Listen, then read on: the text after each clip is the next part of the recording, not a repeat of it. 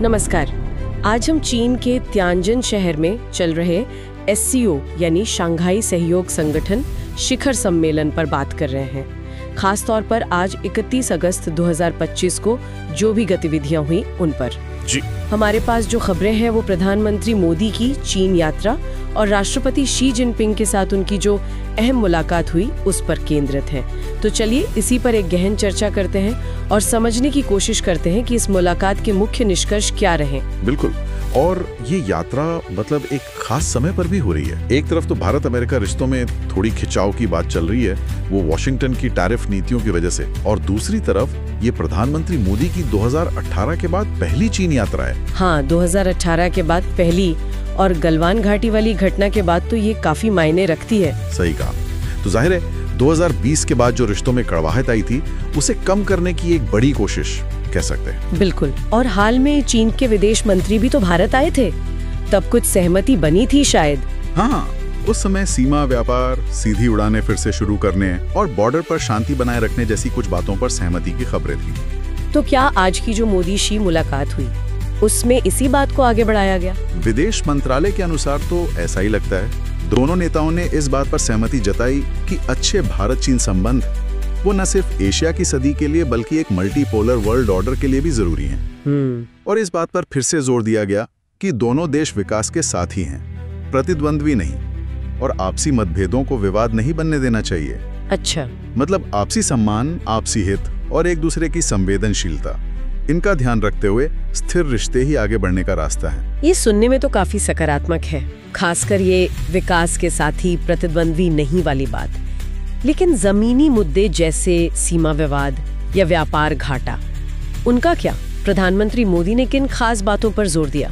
देखिए, प्रधानमंत्री ने बिल्कुल साफ कहा कि द्विपक्षीय संबंध अगर सही दिशा में आगे बढ़े तो उसके लिए सीमा पर शांति और स्थिरता वो मतलब बेहद जरूरी है। उन्होंने पिछले साल जो सैनिकों की वापसी हुई थी, डिसएंगेजमेंट, उसके सफलतापूर्वक पूरा होने पर और उसके बाद सीमा पर शांति बने रहने पर संतोष भी व्यक्त किया। ठीक है। और साथ ही ये प्रतिबद्धता भी दोहराई कि भारत सीमा विवाद का एक उचित, तर्कसंगत और दोनों पक्षों को स्वीकार्य हल निकालने के लिए तैयार है। और इस हल की प्रक्रिया पर कुछ बात हुई, जैसे वो विशेष प्रतिनिधियों की बातचीत चल रही थी। हाँ, उस पर दोनों नेताओं ने माना कि जो विशेष प्रतिनिधि हैं उनकी बातचीत में लिए गए फैसले अहम हैं और उनके प्रयासों को समर्थन मिलना चाहिए। प्रधानमंत्री ने एक और अहम बात कही कि जब भारत और चीन सहयोग करते हैं तो ये सिर्फ दो देशों की बात नहीं है, ये दुनिया की लगभग 2.8 अरब आबादी के हितों की बात है और इससे पूरी मानवता के भलाई का रास्ता खुल सकता है। सीमा पर शांति की बात तो हुई, लेकिन एक और बड़ा मुद्दा है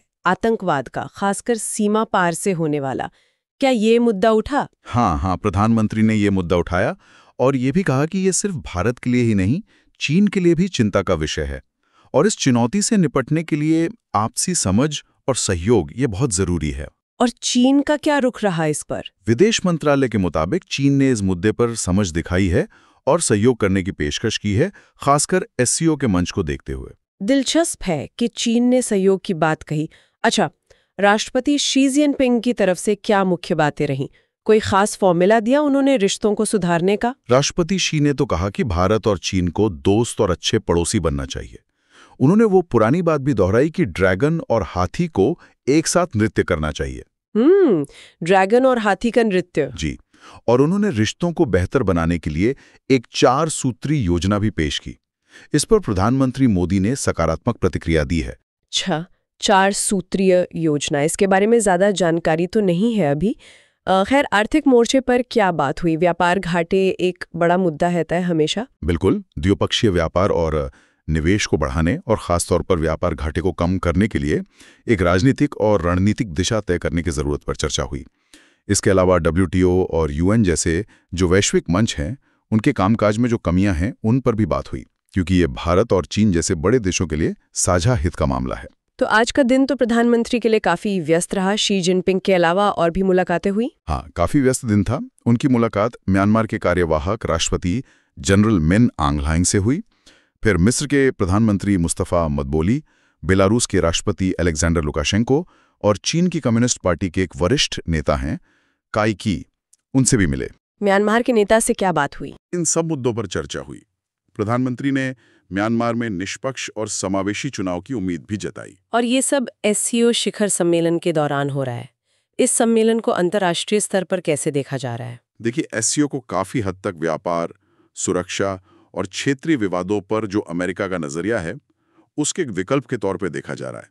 आज शाम को राष्ट्राध्यक्षों के लिए एक आधिकारिक स्वागत समारोह और फैमिली फोटो का भी आयोजन हुआ। तो आगे का क्या कार्यक्रम है? कल भी कुछ अहम होने वाला है? हाँ, कल यानी 1 सितंबर को प्रधानमंत्री एससीओ के प्लेनरी सत्र को संबोधित करेंगे और उसके बाद उनकी रूस के राष्ट्रपति व्लादिमीर पुतिन के साथ भी एक महत्वपूर्ण द्विपक्षीय बैठक तय है। तो कुल मिलाकर देखें तो आज का दिन, खासकर मोदी शी मुलाकात, भारत चीन रिश्तों में एक सकारात्मक माहौल बनाने की कोशिश पर केंद्रित रहा है।